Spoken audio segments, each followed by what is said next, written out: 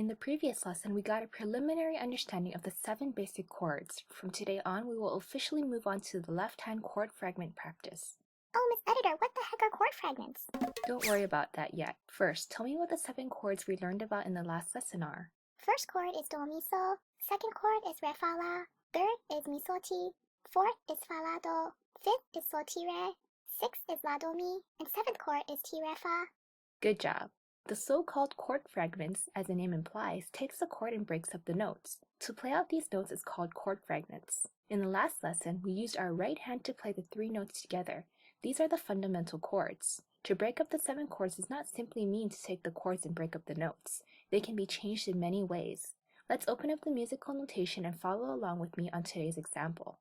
The left-hand part of these sections all play chord fragments. In the first section, there is a C chord fragment. We only play the do and so notes of this chord. It is still considered a C chord.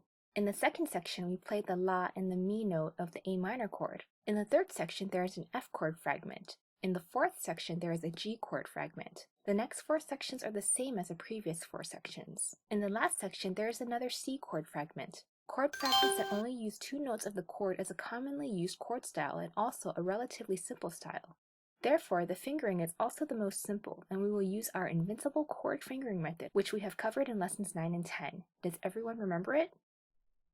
In the first section, do to so have a total of 5 notes. According to the invincible chord fingering method, the pinky is positioned to play the root do, index finger plays so. The pinky also plays do on the major scale. The fingering method in the second section is the same as the first section, but you must play on this side of the keyboard.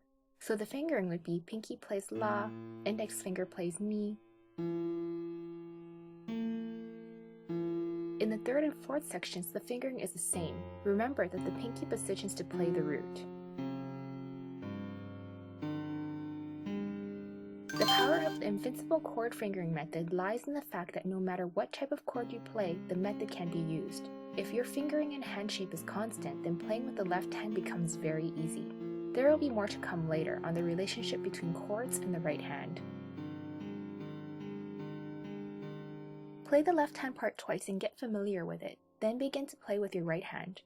Use the method previously stated. First grasp the rhythm with your left hand, then slowly play with your right hand. Keep your eyes on the notation and play along.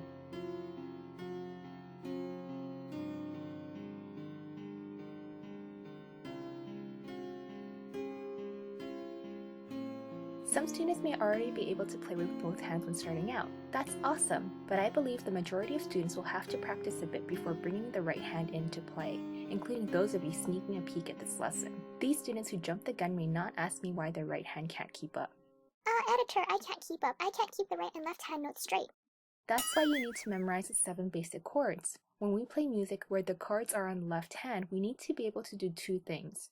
First, we need to be able to identify the chords at first glance. Second, after identifying the chords, we need to be able to know where those keys are on the keyboard. These are essential skills. In order to perform these 2 things, there's only one way. That is, practice, practice, practice.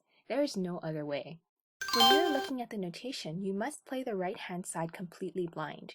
You can take a peek when you're positioning your left hand on the keyboard. Also, when playing the last note of a section, you must quickly move on to the next note in the next section. There should not be a pause between the 2 sections.